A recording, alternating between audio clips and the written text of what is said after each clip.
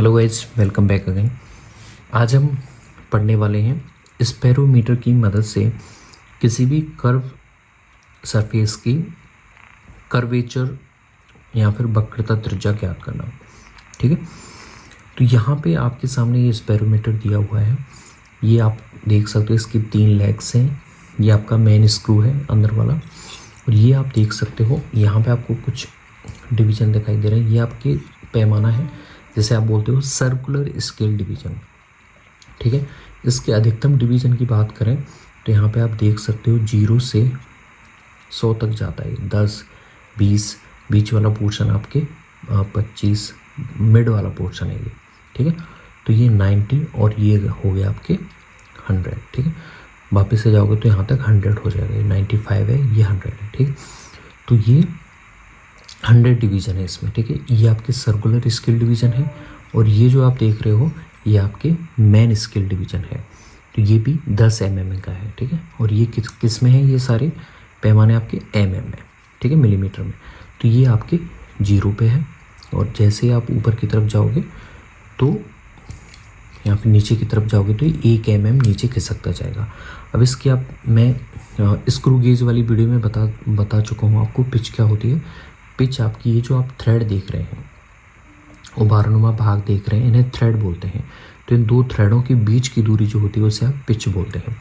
अगर आप पिच को पता करना चाहते हैं तो पहले आप इसे 0 पे कोइंसाइड कीजिए, इस वाले पैमाने को 0 पे कोइंसाइड कीजिए। ठीक है, सर्कुलर स्केल और मेन स्केल दोनों 0 पे कोइंसाइड हैं। अब क्या कीजिए, ओके, अब देखिए ये आपका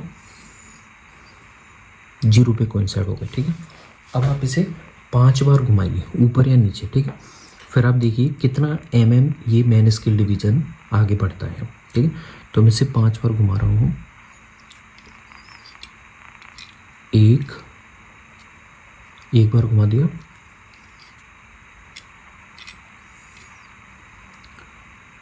2, 3,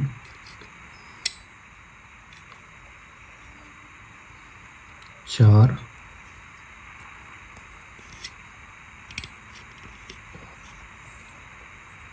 और ये 5। अब देखिए ये कितना आगे बढ़ा है, तो ये 5 mm आगे बढ़ गया है।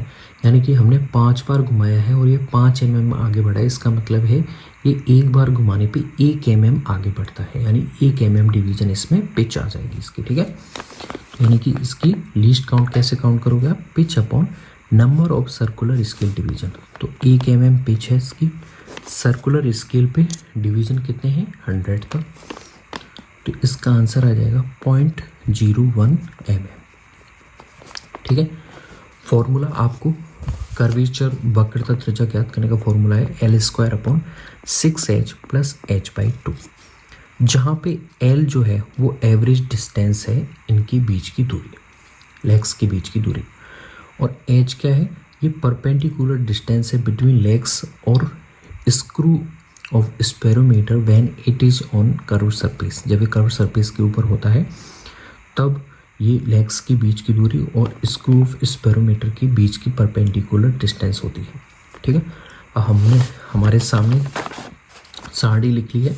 जब हम प्लेन सरफेस पे इसे रखेंगे, ये आपके सामने प्लेन सरफेस है, इस पे रखेंगे। ठीक है, अब आपको देखिए इनके बीच में आपको एवरेज लेंथ ज्ञात करनी है तीनों स्क्रू के बीच में। तो आप इसे सिंपल सा इस तरह से पॉइंट करेंगे, इस तरह से। ठीक है, प्रेस करेंगे इसे, इसे ऊपर कर लेता हूँ।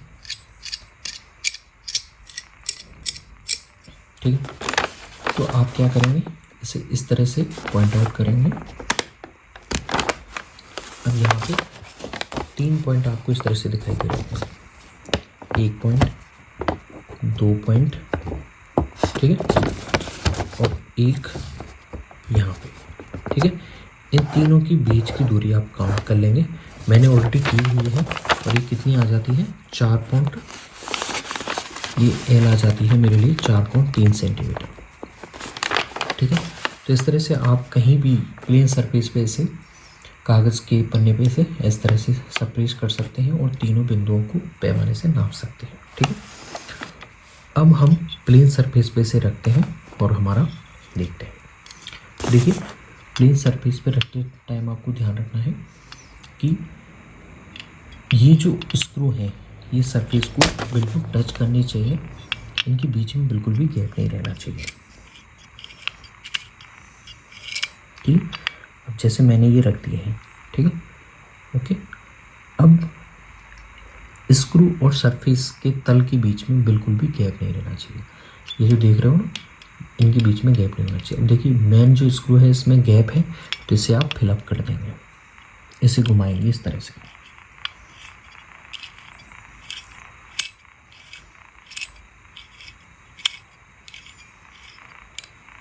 ठीक है, और जैसे ये टच होगा सरफेस से, ठीक है, अब देखिए अभी सारे पॉइंट ये सरफेस से अटैच हुए। ठीक है, आप एक कागज़ के माध्यम से भी देख सकते हैं, इन चारों स्क्रू जो लेग्स हैं इनमें कोई गैप तो नहीं है, अभी एक दूसरे से अटैच है। अब आप ये रीडिंग ले लेंगे। ठीक है, तो जब प्लेन सरफेस है तब रीडिंग, तो पहले मेन स्केल रीडिंग, ये आपकी मेन स्केल रीडिंग है। तो मेन स्केल रीडिंग कितनी है, चलिए रीडिंग पे फोकस करते हैं। पहले मेन स्केल रीडिंग आप देख सकते हैं 0 है। सर्कुलर स्केल रीडिंग आप देखिए 0 से ऊपर 5 समथिंग 5। ठीक है, तो प्लेन्स अब हम साड़ी में लिख लेते हैं। मेन स्केल रीडिंग कितनी है आपकी 0 प्लेन सरफेस पे।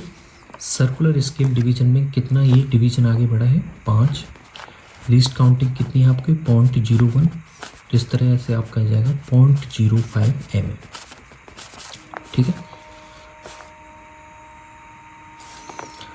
इन दोनों को जोड़ देंगे आप 1 + b को, यानी ये a है ये b है, दोनों को जोड़ देंगे तो आपका जाएगा 0.05 mm। और इसे हम बोलते हैं बाई, इसे क्या बोलेंगे हम, बाई भाग हमारा कैलकुलेशन का। अब हम x निकालेंगे कर्व सरफेस के लिए, तो वही मेन स्केल रीडिंग जिसे हम a' कहेंगे, सर्कुलर स्केल रीडिंग जिसे हम b' कहेंगे, दोनों को जोड़ देंगे और ये हमारा होगा x। कर्व सरफेस में से प्लेन सरफेस जो घटा देंगे वो आपकी h आ जाएगी, ऊंचाई आ जाएगी।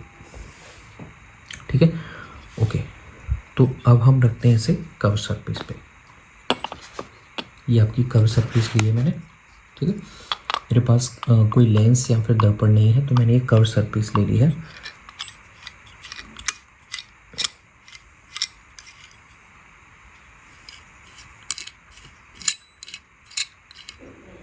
ठीक है, अब देखिए इनमें बिल्कुल भी गैप नहीं है चारों लेग्स में। अब आप इस रीडिंग को देख लेंगे तो रीडिंग आपके सामने आ जाएगी। मेन स्केल रीडिंग वापस से 0 है। सर्कुलर स्केल रीडिंग आप देखें,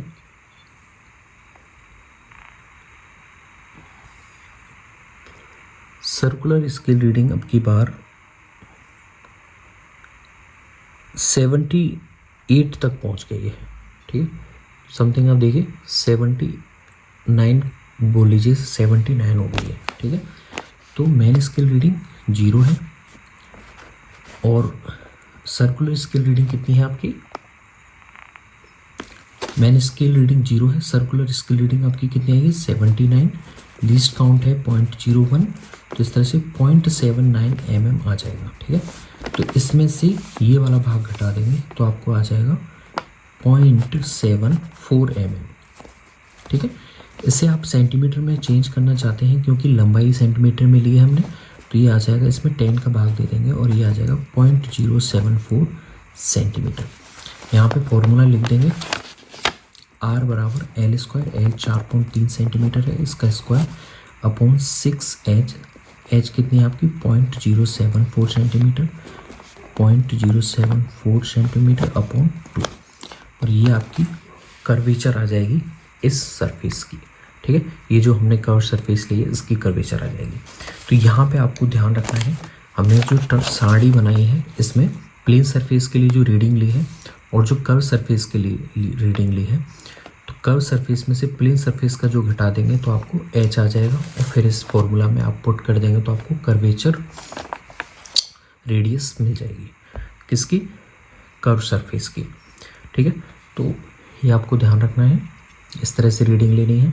ठीक है, ये आपकी सर्कुलर स्केल डिवीजन है, और पिच किस तरह से काउंट करते हैं ये मैं सारी चीज़ें आपको बता चुका हूँ। इसे आप 2-3 बार लेंगे अलग अलग जगह पे रख के, तो आपको हर बार थोड़ा थोड़ा सा अंतर इसमें देखने को मिलेगा। और इस पे भी आप अलग अलग सरफेस पे रखेंगे, तो इसे 3 बार आप काउंट करके फिर आप माध्य ले सकते हो तीनों का, जो आपको औसत आपको आंसर दे देगा आपके कर्व सरफेस की कर्वेचर जो रेडियस है उसके बारे में। आई होप ये आपके लिए हेल्पफुल होगा। थैंक्स, मिलता हूँ नई वीडियो के साथ अगली बार। धन्यवाद।